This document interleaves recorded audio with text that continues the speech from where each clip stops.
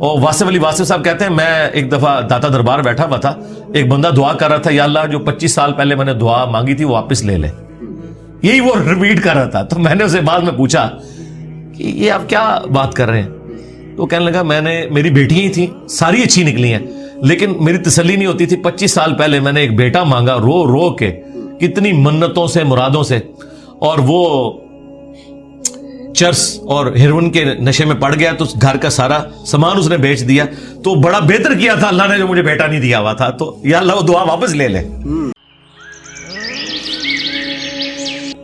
دعا کبھی مسلمان کی رد نہیں جاتی. مسند احمد میں حدیث ہے کہ مسلمان کی دعا کبھی بھی رد نہیں جاتی, یہ ذہن میں رکھیے گا. نبی علیہ السلام فرمایا کہ وہ 3 طرح سے قبول ہوتی ہے, یا جو کچھ مانگا وہ مل جائے گا, یا اس کے بدلے کوئی بہتر نعم البدل مل جائے گا, کوئی مصیبت بھی ٹال سکتی ہے, اور اگر یہ نہ ہوا تو وہ تمہاری دعا قیامت کے دن کے لیے سٹور کر دی جائے گی, تمہیں اجر ملے گا. لہذا یہ تو اپنے دماغ سے نکال دیں کہ دعا ریجیکٹ ہوتی ہے, دعا کبھی بھی ریجیکٹ نہیں ہوتی. دوسری بات, دعا کرنا آپشنل نہیں ہے, یہ مسلمان پہ فرض ہے. جو مسلمان دعا نہیں کرتا وہ اللہ کا نافرمان ہے, اللہ تعالیٰ کا باغی ہے, اللہ تعالیٰ اس سے ناراض ہوتا ہے. ادعونی استجب لکم ان الذین یستکبرون عن عبادتی, سورہ المؤمن کی آیت نمبر 60 ہے. اے میرے بندو مجھ سے مانگو, جو لوگ مجھ سے دعا کرنے میں تکبر کرتے ہیں میں انہیں ذلیل و خوار کر کے جہنم میں داخل کروں گا. دنیا کے بادشاہ تو مانگنے پر ناراض ہوتے ہیں, اور ہم اس بادشاہ کی عبادت کرتے ہیں کہ جس سے نہ مانگا جائے تو وہ ناراض ہوتا ہے. یہ ضروری ہے. اچھا, جامعہ ترمذی میں حدیث ہے, نبی علیہ السلام نے فرمایا کہ جو چاہتا ہے نا کہ مشکل اور پریشانی میں اس کی دعا قبول ہو, اسے چاہیے کہ جب حالات فیوریبل ہوں اس وقت بھی اللہ کو یاد کرے. ہاں, دعا سے اپنے آپ کو بے نیاز نہیں کرنا. ٹھیک ہے. پھر دیکھیں سورہ البقرہ کی 186 آیت مشہور, وَإِذَا سَأَلَكَ عِبَادِي عَنِّي فَإِنِّي قَرِيبٌ أُجِيبُ الدَّعْوَةَ الدَّاعِ إِذَا دَعَانِ. ہاں, اے نبی صلی اللہ علیہ وآلہ وسلم, جب میرے بندے آپ سے میرے بارے میں پوچھیں تو آپ فرمائیں میں تمہارے بالکل قریب ہوں, ہر پکارنے والے کی پکار کو سنتا ہوں, لیکن فَلْيَسْتَجِيبُوا لِي, ان کو بھی تو چاہیے کہ میرا حکم مانے, وَلْيُؤْمِنُوا بِي, اور مجھ پر ایمان لائیں, لَعَلَّهُمْ يَرْشُدُونَ, تاکہ یہ کامیاب ہو سکیں. تو یہ ون وے ٹریفک نہیں میرے بھائی, یہ دونوں طرف سے ہے. اس طرح نہیں ہوگا کہ آپ نافرمانیوں کی زندگی گزاریں اور پھر آپ باغیوں والی زندگی گزاریں اور پھر دوستیاں بھی نمانے کی کوشش کریں. پھر دعا کا ایک پروٹوکول ہے. جامعہ ترمذی میں حدیث ہے, نبی علیہ السلام بیٹھے تھے, سیدنا ابوبکر سیدنا عمر بیٹھے تھے, ایک شخص آیا, اس نے نماز پڑھی اور ڈائریکٹ اللہ سے مانگنا شروع کر دیا. نبی علیہ السلام نے فرمایا سائل نے جلدی کی. پھر ایک اور شخص آیا, اس نے نماز پڑھی, اللہ کی حمد کی, پھر دروشی پڑھا, تو آپ نے فرمایا سل تعطا, سل تعطا, مانگ تجھے دیا جائے گا, مانگ تجھے دیا جائے گا. اور دوسرے بندے کو آپ نے بلا کے کہا کہ جب دعا کرو پہلے اللہ کی حمد کرو, پھر دروشی پڑھو, پھر اللہ سے مانگو. اور نماز میں دیکھیں پہلے ہم اللہ کی حمد کرتے ہیں, التحیات للہ والصلوات والطیبات, پھر سلام عرض کرتے ہیں, اس کے بعد دروشی پڑھتے ہیں, اور اینڈ پہ دعا. یہ پروٹوکول ہے دعا کا, یہ طریقہ ہے دعا کرنے کا. آپ نے دعا اس طریقے سے اللہ کے حضور پیش کرنی ہے تو دعائیں اللہ تعالیٰ قبول فرمانے والا ہے. اور بعض اوقات انسان یہ چاہتا ہے کہ جو میں مانگ رہا ہوں نا یہی مجھے مل جائے. یہ سب سے بڑی انسان کی کمزوری ہے. میں اپنی زندگی میں کئی ایسی دعائیں جانتا ہوں جو میں آج کہتا ہوں کہ شکر ہے وہ قبول نہیں ہوئی, اور اس وقت اگر آپ مجھے پوچھتے تو میں کہتا کہ میری زندگی کی سب سے بڑی خواہش یہ ہے.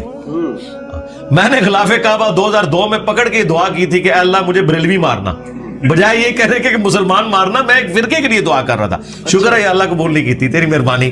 آندہ بھی کوئی دعا قبول نہ آئے تھے, اسی میں بہتری ہے جو قرآن میں ہے نا کہ جس چیز سے تم کراہت محسوس کر رہے ہوتے ہو عین ممکن ہے اس میں تمہارے لیے خیر چھپی بھی ہو.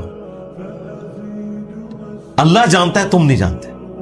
بعض اوقات انسان کسی چیز میں کراہت محسوس کر رہا ہے, اس میں خیر چھپی ہوئی ہے, اور جس چیز کو محبت کی نظر سے دیکھ رہا ہے اس میں اس کے لیے شر چھپا ہوا ہے. اس کو ڈاکٹر ذاکر نائک نے بڑی مثال پیاری دی تھی کہ آپ کا امریکہ میں کوئی بزنس ہو اور آپ نے فلائٹ سے پہنچنا ہو, میٹنگ ہو آپ کی, اور وہ میٹنگ آپ اٹینڈ کریں تو آپ کو کروڑوں کا بزنس ملنے والا ہے, اور اگر رہ جائے تو آپ کا اتنا نقصان ہو جائے گا سارے بزنس مین کے لیے. آپ جیسے ہی ٹریفک کے لیٹ ہونے کی وجہ سے ایئرپورٹ پہنچیں اور آپ کو پتا چلے کہ وہ جہاز اڑ گیا ہے جس میں آپ نے جانا تھا, تو آپ کہیں گے میری زندگی کی سب سے بری خبر تھی جو میں نے سنی. اور اسی گاڑی میں واپس آتے ہوئے آپ کو خبر ملے کہ وہ جہاز کریش کر گیا تو آپ کہیں گے وہ میری زندگی کی سب سے بہترین خبر تھی جو میں نے اس وقت سنی تھی، شکر ہے میں نہیں بیٹھا اس میں۔ ایک ہی خبر تھوڑی دیر پہلے زندگی کی بدترین خبر تھی اور اگلے لمحے وہ سب سے اچھی۔ اچھا، اس چیز کو اللہ نے قرآن میں حضرت موسیٰ اور خضر کے واقعے میں سمجھایا ہے، جس میں وہ ایک بچے کی گردن مروڑ دیتے ہیں۔ وہ یہ نہیں ہے کہ یہاں کو پیر بچوں کی گردنیں مروڑیں گے، وہ فرشتہ تھا، وہ حضرت اسرائیل والا کام کر رہا تھا، اس کو اللہ تعالیٰ نے اتنی عمر بچے کو دینی تھی، لیکن اس کے جواب میں انہوں نے کیا کہا کہ تمہارے رب نے ارادہ کیا کہ اس سے بہتر اولاد انہیں دے، کیونکہ اس اولاد نے ذلیل کروانا تھا ماں باپ کو۔ تو مسئلہ تقدیر سمجھایا گیا نا کہ اگر کوئی تکلیف پہنچتی ہے تو آپ کو نہیں پتا۔ اور واصف علی واصف صاحب کہتے ہیں میں ایک دفعہ داتا دربار بیٹھا ہوا تھا، ایک بندہ دعا کر رہا تھا، یا اللہ جو 25 سال پہلے میں نے دعا مانگی تھی وہ واپس لے لے، یہی وہ ریپیٹ کر رہا تھا۔ تو میں نے اسے بعد میں پوچھا کہ یہ آپ کیا بات کر رہے ہیں؟ تو کہنے لگا میری بیٹیاں ہی تھیں، ساری اچھی نکلی ہیں، لیکن میری تسلی نہیں ہوتی تھی۔ 25 سال پہلے میں نے ایک بیٹا مانگا رو رو کے، کتنی منتوں سے مرادوں سے، اور وہ چرس اور ہیروئن کے نشے میں پڑ گیا تو گھر کا سارا سامان اس نے بیچ دیا۔ تو بڑا بہتر کیا تھا اللہ نے جو مجھے بیٹا نہیں دیا ہوا تھا، تو یا اللہ وہ دعا واپس لے لے، ٹھیک ہے۔ اس لیے آپ نے اپنے معاملات کو ذرا دیکھ کے بھی چلنا ہوتا ہے، لیکن دعا ضرور مانگیں، اللہ تعالیٰ کے بارے میں پیسیمسٹک نہ ہو، آپٹیمسٹک۔ نبی اسلام کی حدیث ہے بخاری مسلم میں کہ کبھی یوں بھی دعا نہیں کرنی کہ اگر یا اللہ تو چاہے، اگر مگر نہیں، پورے پیشن سے مانگے، صحیح دعا مانگے۔ اور مسلم شریف میں حدیث ہے نبی اسلام کہ ایک صحابی اتنے بیمار ہوئے کہ وہ ہڈیوں کا پنجر بن گئے۔ نبی اسلام ان کی عادت کرنے گئے، آپ نے کہا کہ تو اللہ سے کیا مانگتا ہے یہ جو تیری حالت ہوئی ہوئی ہے؟ تو نے کہا یا رسول اللہ میں اللہ سے ایک ہی دعا مانگتا ہوں کہ اے اللہ جو تو نے مجھے آخرت میں عذاب دینا ہے نا دنیا میں ہی دے لے۔ نبی اسلام نے کہا سبحان اللہ، اللہ پاک ہے، یہ تو نے کیا عقیدہ بنایا ہوا ہے؟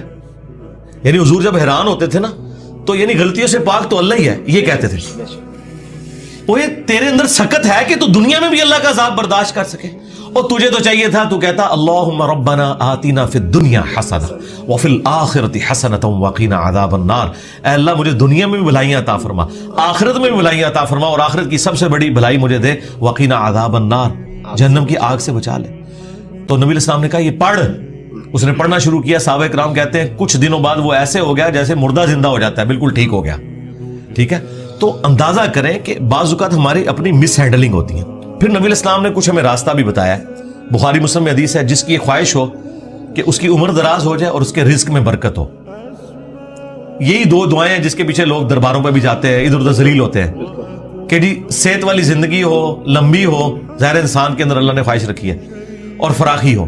نبی الاسلام نے یہ دونوں چیزیں گنوائی، بخاری مسلم کے الفاظ ہیں جو یہ چاہتا ہے نا وہ اپنے رشتہ داروں کے ساتھ اس نے سلوک کرے، شریکہ نال، ہاں پنجابی کہتے ہیں شریکہ نال، کیونکہ انسان دوسروں پہ لگا لیتا ہے، شریکہ نہیں دیتا، جدھر یعنی آپ کے وہ کامن انٹرسٹ ہوتے ہیں نا، وہ شریک ہوتے ہیں نا وہ، اس لیے آپ دیکھیں یہ سارے تعویذ دھاگے بھی شریک کرواتے ہیں، کبھی کسی محلے دار نے کسی پہ تعویذ نہیں کرایا، وہ آپ کی شریک ہی کروا رہے ہوتے ہیں۔ جہاں جیلسی فیکٹر تھا وہیں خرچ کرنے کے اوپر اللہ تعالیٰ نے اجر رکھا ہوا ہے، اور یہ آپ کے اوپر کتنی بڑی آزمائش ہے، جہاں آپ خرچ نہیں کرنا چاہتے وہاں آپ نے خرچ کرنا ہے۔ اب جو آپ نے وسیلہ اور توسل کی بات کی، وہ صحیح بخاری میں حدیث ہے 1010 نمبر حدیث 1010 کہ حضرت عمر فاروق رضی اللہ تعالیٰ عنہ کے دور میں جب قحط پڑ جاتا تو وہ دعا کرتے اللہم، اللہ تعالیٰ کو مخاطب کر کے کہ اے اللہ انا کننا نتوسل الیک بنبینا، پہلے ہم تیرے نبی سے دعائیں کروایا کرتے تھے، اب ان کی وفات کے بعد ان کے چچا کو لے کے آئے، ان کی دعا کی برکت سے بارش نازل فرما، اور وہ بارش نازل ہو جاتی۔ یہ حضرت عمر نے امت کو عقیدہ دیا ہے کہ توسل اور وسیلہ یہ نہیں ہے کہ کسی کے واسطے آپ نے ڈالنے اللہ کو، بلکہ یہ ہے کہ اس نیک بندے سے جا کے دعا کروانی ہے۔ بخاری مسلم میں ہے کہ بارش نہیں ہوتی تھی، صحابہ کرام نبی علیہ السلام سے دعا کرواتے تھے، دعا کی برکت سے بارش ہو جاتی تھی۔ اب قبر رسول پہ جا کے آپ نے نبی علیہ السلام سے کوئی نہیں مانگنا، ہاں وہ دعاؤں کی قبولیت کی جگہ ہے، وہاں کھڑے ہوں صلاۃ والسلام عرض کریں، 4 کتابوں میں موجود ہے، المصنف ابن ابی شیبہ میں، سنن کبری البیہقی میں، الموطا امام مالک میں، فضل الصلاۃ علی النبی کے اندر کہ صحابہ کرام اور خصوصاً ابن عمر کے بارے میں کہ مسجد نبوی میں وہ آتے، پہلے سفر پہ جاتے یا واپس آتے، پہلے مسجد نبوی میں 2 نفل پڑھتے اور قبر رسول پر آ کے عرض کرتے السلام علیک یا رسول اللہ، السلام علیک یا ابا بکر، السلام علیک یا عمر، ایک روایت میں السلام علیک یا ابا تھا، میرے باپ آپ پر سلام ہو۔ تو یہ صحابہ کرام کا طریقہ تھا، قبر رسول پہ حاضر ہونا، وہاں کھڑے ہو کر اللہ سے دعا مانگنی ہے آپ نے کسی یعنی بزرگ سے یا پیغمبر سے ڈائریکٹ نہیں مانگنی، اور نہ واسطے ڈالنے ہیں۔ دیکھیں قرآن میں 40 کے قریب دعائیں آئی ہیں، سب ربنا کے ساتھ ہیں، کوئی وسیلے واسطے نہیں ہے اس میں۔ مجھے نہیں سمجھ آتی آپ وسیلے واسطے سے بھی آگے جا کے یہ ڈائریکٹ بزرگوں کو پکارتے ہیں، یا علی مدد کہتے ہیں، یا شیخ عبد القادر جیلانی مدد کہتے ہیں۔ ان سے پوچھو کہ اللہ کے بندو، کیا مولا علی علیہ السلام نے کسی کا واسطہ ڈال کے کبھی دعا کی ہے یا اسے پکارا ہے؟ شیعہ کی جو سب سے اتھینٹک کتاب ہے نا مولا علی کے خطبات، نہج البلاغہ، اس میں ایک خطبہ موجود ہے، اپنے بیٹے کو انہوں نے کچھ نصیحتیں کی ہیں۔ اس میں انہوں نے کہا کہ حسن یاد رکھنا تم اس کی اولاد ہو جس نے ان قریب مر کے مٹی ہو جانا ہے، بقا صرف اللہ کی ذات کو ہے۔ حسن جب بھی تجھے مصیبت اور پریشانی ہو صرف اسی کو پکارنا، اور اے میرے بیٹے حسن یاد رکھنا اللہ کی بارگاہ وہ ہے جس میں اس نے اپنے لیے کوئی دربان بھی مقرر نہیں کیا، تم ڈائریکٹ اللہ سے مانگو۔ اب مجھے بتائیں اگر یا علی مدد کا عقیدہ ہوتا تو سب سے پہلے وہ اپنے بیٹے کو سکھاتے حسن ابن علی کو۔ اگر حسن ابن علی کو یا علی مدد کا عقیدہ نہیں سکھایا گیا تو باقی تو شاہی کوئی نہیں۔ پھر یہ سارے انہوں نے گھڑے ہوئے عقیدے۔ ہاں آپ یہ کہہ سکتے ہیں اے اللہ جو تجھے اپنے نبیوں سے، ان کے اہل البیت سے، ان کے صحابہ سے محبت ہے، میں اس محبت کا وسیلہ تجھے پیش کرتا ہوں کہ میرا یہ کام کر دے۔ یہ اللہ کی صفت کا وسیلہ ہوگا، ٹھیک ہے، وَلِلَّهِ الْأَسْمَاءُ الْحُسْنَى فَادْعُوهُ بِهَا۔ اللہ کا اپنے پیغمبروں سے محبت کرنا یہ اللہ کی صفت ہے، اس کا آپ وسیلہ پیش کر سکتے ہیں، ٹھیک ہے۔ اس طرح نیک اعمال کا وسیلہ وَاسْتَعِينُوا بِالصَّبْرِ وَالصَّلَاةِ، نماز اور صبر کے ذریعے اللہ کی مدد چاہو، بالکل آپ وسیلہ پیش کریں۔ وہ 3 لوگ وہ غار میں پھنس گئے تھے، بخاری مسلم میں آتا ہے، انہوں نے اپنے عمل کا وسیلہ پیش کیا، یہ آپ کریں، بالکل کریں، اس میں تو کوئی شک والی بات نہیں۔ لیکن یہ جو واسطے ڈالنا فلانے دا صدقہ یہ کوئی ثابت نہیں میرے بھائی، اس طرح کی کوئی روایت اصول محدثین کے اوپر صحیح نہیں ہے جی۔